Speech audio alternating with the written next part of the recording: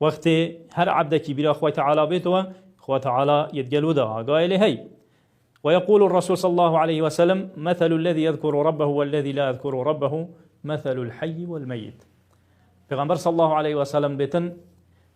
او كس نموني واكسا او كو ذكر خوي تعالى بك او ذكر خوي تعالى نك خود البيراونيه او خود تعالى البيراو بيتن بردوام ذكر خوي تعالى بك او وكي انسانك زنديه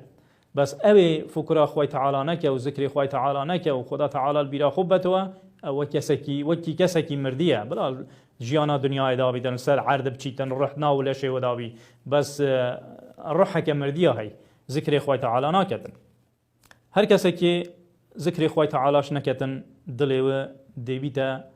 ديوانا شيطانا شيطان دي ناو دليو دا خربنوا ووسوسه شيطان دي ناو دليو انساني دا چيبن وهر كسكي ذكر خوي تعالى بكتن دي دليو فرح بيتن دليو دي خوش بي وشيطان ناو دليو دانا منن دائما دي هس مرتاحيه كيكتن و خوي تعالى خوشي كي ديدته الرحمتش دي بسر دبارينيتن او كست ذكر خوي تعالى كان